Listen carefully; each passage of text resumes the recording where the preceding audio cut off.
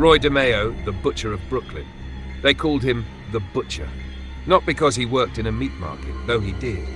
Roy DeMeo earned the name because he turned murder into a mechanical art, clinical, cold, and horrifyingly efficient.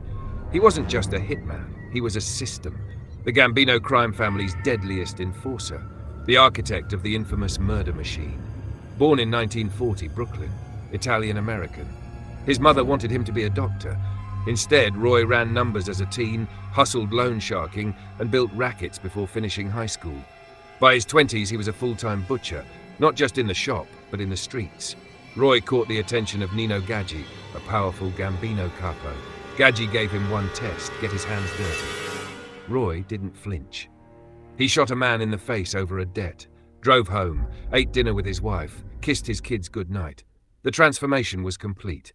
He bought a small bar in Flatlands, Brooklyn, the Gemini Lounge. It became the center of a murder factory. Victims were lured in, shot in the head, stabbed in the heart, hung in a bathtub, drained of blood, dismembered, wrapped in plastic, scattered in garbage bags across New York. No bodies, no evidence, no case. DeMeo's crew, the Gemini crew, followed his lead with military precision. Chris Rosenberg, Anthony Center, Joseph Testa, and Henry Borelli. Each man had a role: trigger, cleanup, scout. They weren't gangsters, they were technicians of death. By the late 70s, Roy was running a stolen car empire, revinning vehicles, painting them, stuffing them into shipping containers headed for Kuwait.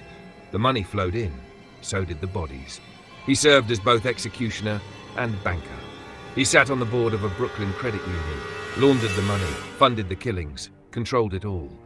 Roy took contracts from anyone with cash: revenge hits, drug hits, jealous husbands, vengeful dealers. It didn't matter. If you could pay, he could make someone disappear. But no one stays on top forever. His protege, Chris Rosenberg, killed 3 Cubans during a botched deal. The cartel wanted blood. To protect his empire, Roy did the unthinkable. He executed Chris, his own man. The paranoia kicked in. Roy thought everyone was coming for him. He wore a bulletproof vest to buy milk. He murdered a vacuum salesman he mistook for a Cuban assassin. Meanwhile, the FBI was building a case. They raided a shipping container, found stolen cars. Roy's fingerprints were everywhere. Paul Castellano, the Gambino boss, was done with the heat. He gave the order.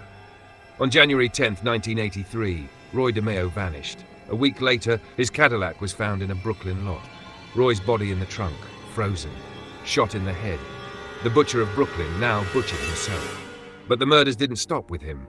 The FBI raided the Gemini Lounge, tore up the floorboards, found traces of blood in the walls, the pipes, the drains, hundreds of gallons of blood. The Gemini crew was arrested.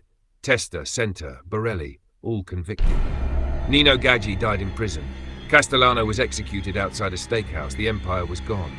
All that remained were victims and families without answers. Roy DeMeo left no legacy, only horror. He didn't build a dynasty, he built a slaughterhouse, and then he bled out in the trunk of his own Cadillac. Today, the Gemini Lounge is a church, but if you listen closely, some say you can still hear the drain gurgle, smell the bleach, feel the cold, and if you're quiet enough, you might hear Roy calling you to the back room.